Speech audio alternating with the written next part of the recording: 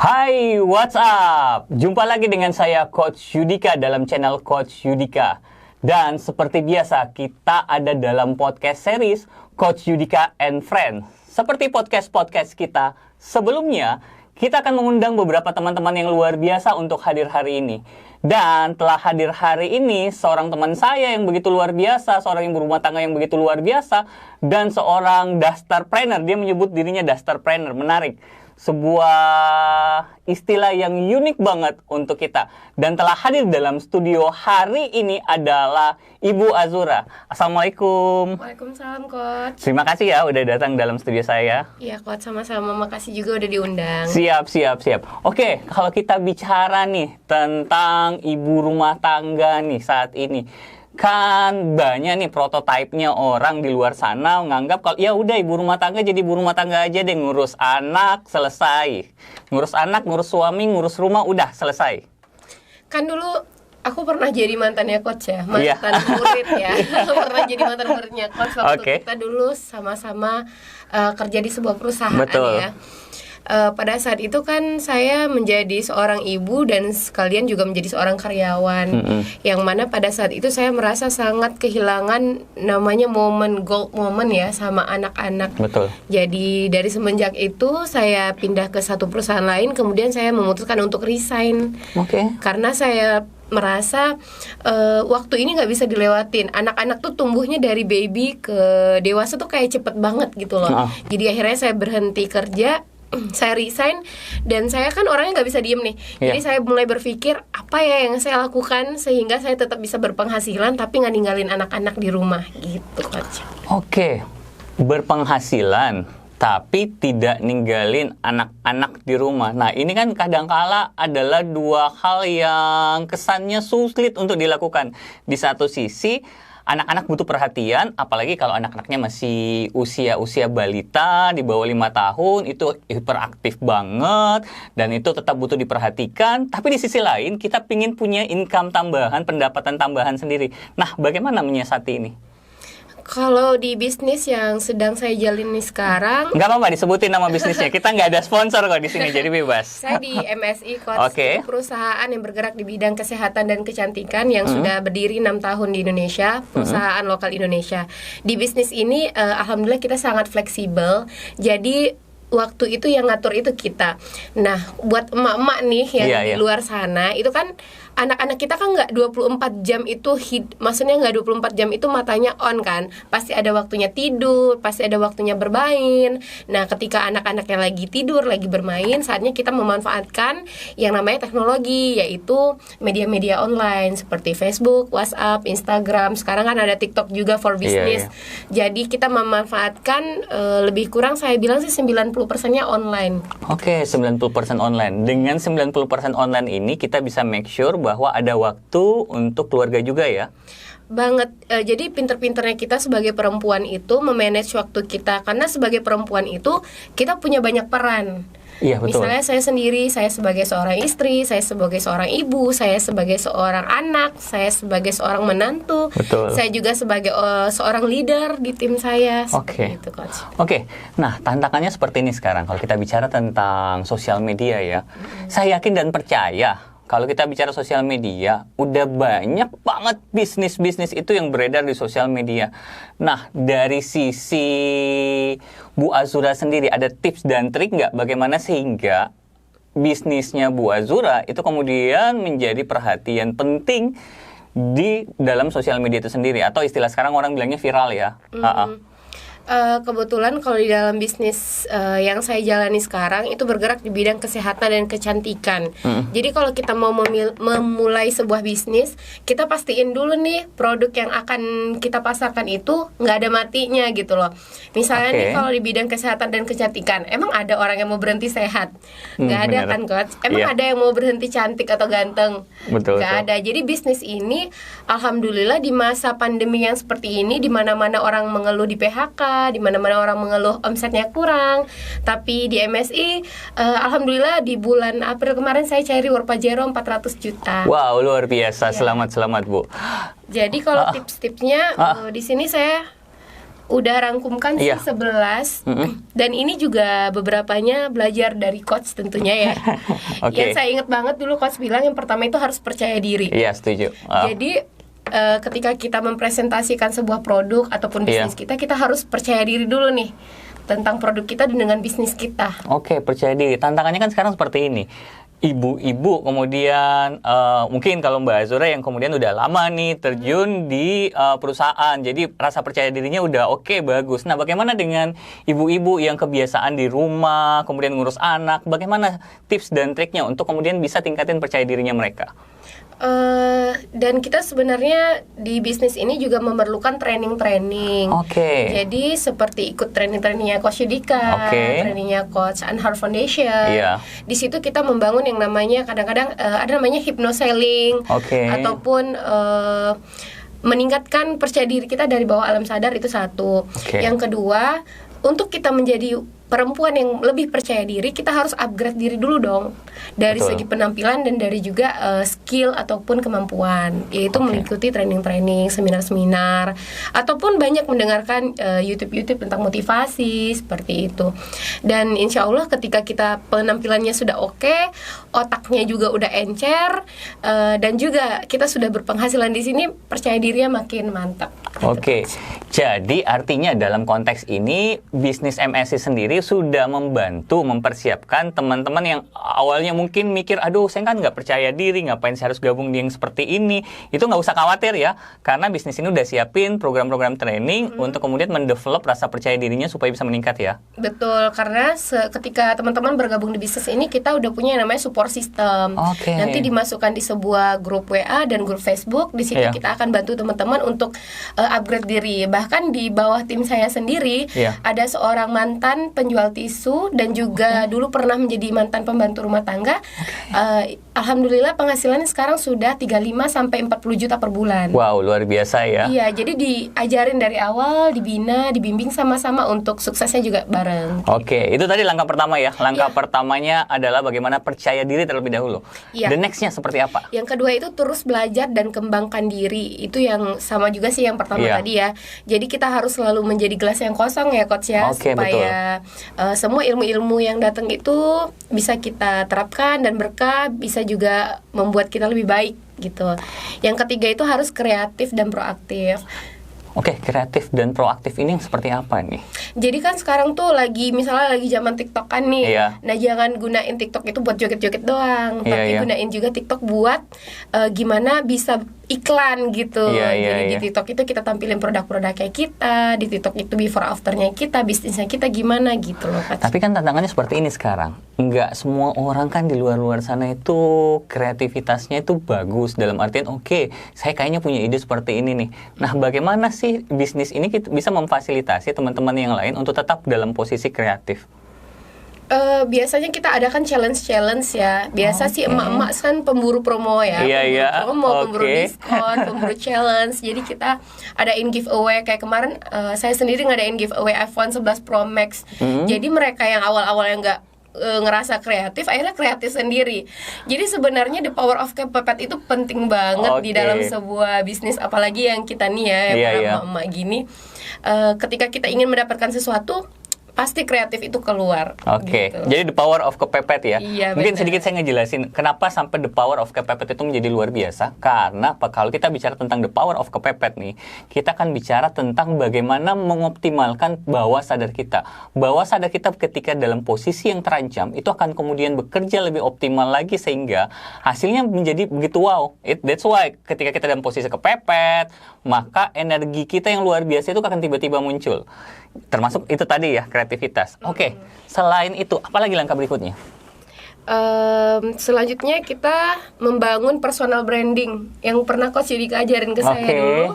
Bagaimana kita membangun sebuah image yang baik di mata masyarakat bahwa saya ini adalah pebisnis yang profesional. Jadi nggak kayak kutu lompat bisnis gitu loh. Misalnya bulan ini produk lain, bulan depan produk lain, itu nggak bagus banget kan dilihat. Jadi awalnya kita harus konsisten dulu, kita yakin dulu sama bisnis yang akan kita jalanin dan kita fokus aja di satu bisnis gitu. Untuk emak-emak sendiri nih, untuk membangun personal branding itu kan adalah persoalan yang kemudian itu adalah butuh ketelatenan, butuh ulet, butuh persistensi atau dilakukan secara terus-menerus. Nah, untuk emak-emak sendiri ini tipsnya seperti apa supaya mereka bisa tetap seperti itu? Dan kadang-kala kan kita ngeliat gini, kok ini sekarang belum ada hasilnya, saya masih belum dapat. Gimana itu kemudian untuk ngedorong emak-emak untuk tetap aja seperti itu? Gampang banget sih. Kalau misalnya kita lebih banyak bermain di medsos ya, seperti Facebook lah contohnya. Buat mama, kalau misalnya mau bisnis online mulainya dari Facebook, satu, foto profilnya jangan foto profil tanaman, binatang, ataupun foto profil yang aneh-aneh, Leminho dan segala macam. Oke. Itu foto satu ya. profil kamu yang paling cantik. Yang kedua, pekerjaannya kan ada di situ tuh di bio. Iya. Jangan pernah bikin misalnya pekerjaan mencari cinta di PT Cinta Aduh. Sejati. Ataupun kerja di PT Mondar Mandir. Itu banyak banget, itu jangan. Jadi harus bikin misalnya di PT Mahkota Sukses Indonesia gitu. Oke. Terus yang ketiga, jangan pernah bikin status galau. Oke. Oh, itu ngaruh ya? Ngaruh banget, Coach. Misalnya nih ada orang mau lihat, pantengin nih bisnis apa sih yang dia jalanin. Iya. Tahu-tahu cintaku bertepuk sebelah tangan. Aduh, kan enak banget gitu loh. Terus selain itu nggak usah pasang status-status galau. Tipsnya kalau di Facebook itu harus konsisten, jangan iklan mulu. Oke. Jadi misalnya gini nih, banyak ibu-ibu nih sekarang yang pengen jualan online tapi iklan mulu. Dari pagi sampai sore sampai malam iklan lagi. Nah, kalau Coach Yodika nonton misalnya film, terus banyakan iklan, itu bakalan di skip apa nonton film? Enggak, filmnya langsung cari aja yang lain. Cari aja stasiun TV yang lain ya, karena kebanyakan iklan. Setuju. Nah, bagusnya itu kita tampilkan kegiatan sehari-hari kita. Misalnya kegiatan kita bersama anak, kegiatan kita lagi memasak, kegiatan kita mempacking produk, itu lebih bagus. Dan ngiklannya itu nanti di soft selling, jadi bukan hard selling. Kita kan udah canggih nih mama. Dulu kan banyak belajar juga ya dari Coach Yudika. Jadi kita mainnya di soft selling aja. Oke, mungkin buat mama yang di luar sana mungkin bisa nggak dibantu ngejelasin apa sih itu yang namanya hard selling, apa sih itu yang namanya soft selling? Ya, kalau hard selling itu ya lebih kurang kayak di Makassar sendiri ada 2 tips jualan. Yang pertama itu tips kodong, yang kedua itu tips nodong. Bener ya? Oh gitu ya, itu hard selling tuh, kayak nodong itu kayak udah lu beli nih bagus itu nodong. Kalau kodong kayak aduh beli mie kasihan, itu kodong. Tapi kalau soft selling itu kalau saya pribadi lebih suka misalnya ceritain pengalaman saya dulu, saya berjerawat, kemudian saya memakai produk ini, kemudian jerawat saya mulai membaik. Itu soft selling seperti itu. Jadi dalam konteks ini soft selling lebih ke arah mirip-mirip success story, testimoni dan lain sebagainya ya. Betul, perjalanan. Nah, kembali lagi ke dalam personal branding yang tadi, ketika ibu-ibu rumah tangga kemudian memposting tentang kehidupan personalnya seperti lagi bermain dengan anak dan lain sebagainya, apa itu tidak mempengaruhi terhadap personal branding khusus untuk dusterpreneurnya emak-emak ini? Karena kan khawatirnya nih ada personal brandingnya ini emak-emak atau pebisnis atau seperti apa? Kalau saya pribadi dan teman-teman sih tidak, karena gini loh Coach, dengan menampilkan sisi keibuannya kita bisa ngurus anak-anak di rumah, ngurus suami di rumah, tetapi kita tetap berpenghasilan 3 digit sebulan. Melalui bisnis ini, orang-orang akan berpikir, terutama ibu-ibu yang sekarang sedang mencari penghasilan tambahan ataupun penghasilan utama, ini luar biasa sekali bisnis ini, karena misalnya Mbak Azura tidak perlu meninggalkan anaknya, tetapi tetap bisa dapat 3 digit nih 1 bulan. Gitu. Artinya dalam konteks ini bisnisnya MSC-nya Mbak Azura menawarkan adalah bagaimana tetap berumah tangga, tetap kemudian bisa peduli sama keluarga, tapi kemudian punya 3 digit penghasilan ya. Jadi ketika posting hal-hal seperti itu sebenarnya arahnya tetap sama ya. Arahnya adalah tetap dalam konteks branding bahwa saya bisa beraktivitas dengan keluarga tapi bisa punya penghasilan juga. Iya, for your information, saya pribadi tidak hanya mendapatkan penghasilan yang luar biasa, tapi di Makassar sendiri sudah mendapatkan 2 Avanza dan 1 Pajero. Wow, luar biasa. Oke, nah itu tadi sudah ada beberapa langkah. Nah, langkah berikutnya apa? kita udah bicara tentang personal branding tadi. Langkah berikutnya apa lagi? Nah, ketika kalian sudah tahu bisnisnya apa, terus yakin sama produknya, yakin sama bisnisnya, yang terakhir itu harus konsisten. Konsisten. Iya, yang terakhir harus konsisten. Tidak perlu, ibaratnya kalau misalnya coach nih, Iya. gali-gali sumur. Gali sumur di sini 3 meter belum dapat air, terus pindah lagi. Oke. Terus pindah lagi kapan dapat airnya ya kan? Betul. Jadi harus benar-benar konsisten. Dan di MSI itu nggak lama kok. Kita cuma konsisten lebih kurang 3-4 tahun. Iya. Itu sudah mendapatkan miliaran omset. Omset ya. Iya. Oke. Nah, tantangannya kan seperti ini nih. Kalau kita bicara tentang konsisten, apalagi emak-emak di luar sana tuh, kan kita bicaranya tentang bagaimana nih emak-emak ketika promote sesuatu tiba-tiba ditolak dan lain sebagainya. Yang namanya penolakan itu kan nyakitin banget tuh.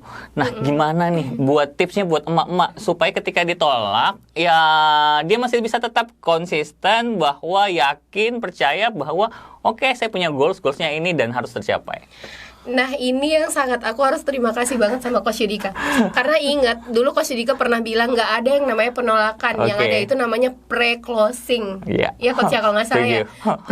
Pre-closing itu artinya gimana? Kan nggak ada orang yang langsung nolak, gue nggak mau. Kan jarang banget, langka banget orang yang seperti ini. Paling ntar aku tanya suami dulu ya, aku pikir-pikir dulu ya. Betul. Nah, itu yang harus di follow up lagi.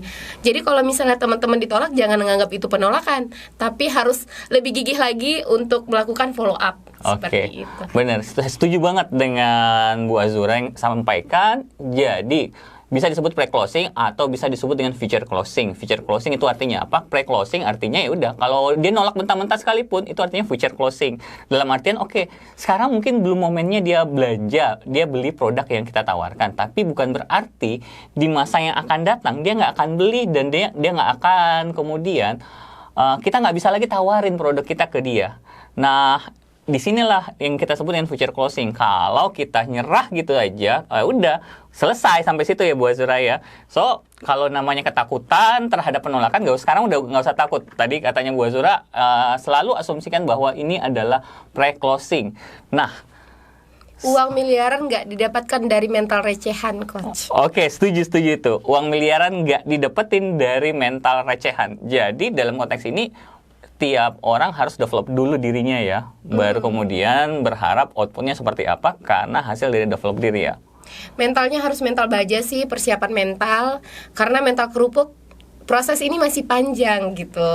Jadi kalau mau dapetin 1 juta, 2 juta, mungkin bolehlah mental kamu mental kerupuk. Tapi ketika mau mendapatkan penghasilan 3 digit, bahkan orang di atas saya mendapatkan dalam waktu 45 hari itu 1 miliar. Itu nggak bisa didapatkan dari mental recehan. Dan terkadang mungkin orang-orang di luar sana berpikiran caranya mudah banget, tapi dia nggak lihat prosesnya yang begitu panjang, prosesnya yang begitu penolakan yang berpuluh-puluh kali yang mereka harus hadapin sampai ke arah itu ya. Sebenarnya kalau kita tahu marketing plan-nya dan kita tahu bagaimana cara menjelaskannya dengan baik, itu selama ini saya tidak mengalami yang namanya penolakan. Jadi kebalik sebenarnya, Coach.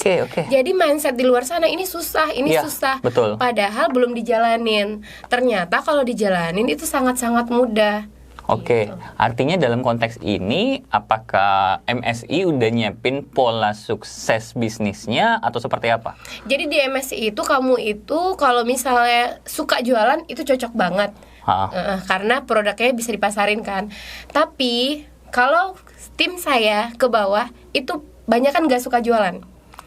Jadi ini juga cocok banget buat kamu yang gak suka jualan. Caranya nanti sisa pakai produknya, kemudian kamu merekomendasikan 2 orang teman kamu untuk menjadi mitra MSI. Kemudian 2 orang itu cari 2 cari 2, dan kemudian terbentuklah sebuah jaringan laba-laba. Seperti itu. Jadi hanya pakai saja produknya. Gitu. Jadi dalam konteks ini mungkin bisa dibahasakan adalah kalau kita bicara tentang sales ya, untuk emak-emak sendiri yang pertama adalah harus tahu market terlebih dahulu ya. Harus tahu market terlebih dahulu. Kalau sudah tahu marketnya, maka yang berikutnya adalah harus konsisten ya, kemudian menjalani semua proses-prosesnya dan tetap develop dirinya ya. Betul. Sebagai kesimpulan akhir nih dari diskusi kita hari ini tentang Dusterpreneur nih, apa yang bisa jadikan kesimpulan akhir? Ini sekarang tanggal berapa, Coach? Sekarang tanggalnya 4. Ini bonus dari satu ID. Oke, mungkin bisa diperlihatin di kamera. Oke. Ya, ini ini bonus dari satu ID dalam waktu 4 hari. Oke, wow, luar biasa. Iya, alhamdulillah. Dan kemarin juga karena katanya tadi boleh nyebutin produk. Iya. Oke. Jadi saya mau ngasih tahu buat teman-teman yang sekarang lagi menghadapi masalah COVID ya, COVID-19, tentunya kita kan harus meningkatkan daya tahan tubuh kita supaya kalaupun nggak diminta-minta kita positif, bagaimana kita bisa recovery tubuh kita dengan lebih cepat. Di sini kita udah punya bukti. Kemarin ada salah satu customer kita, ini dari Siloam Hospital, itu swabnya positif. Positif, wow. Ya, kayak gini, swabnya positif.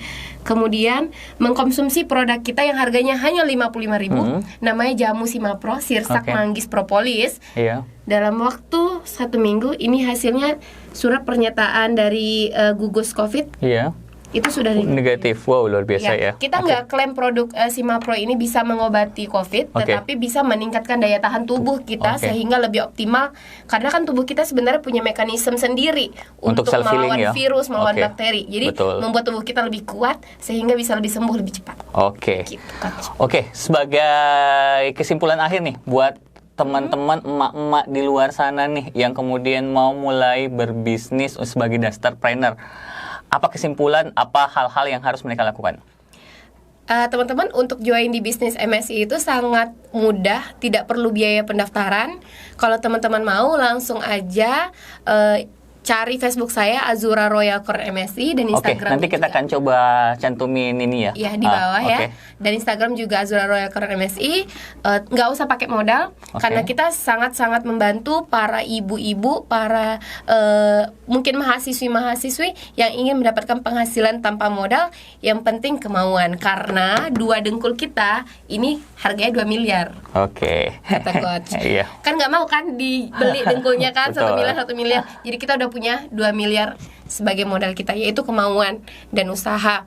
Teman-teman harus positive thinking, positive feeling, punya hati yang gembira, optimis, selalu merasa bahwa kita pasti bisa dengan orang-orang baik di sekitar kita seperti Coach Yudika dan teman-teman di sini.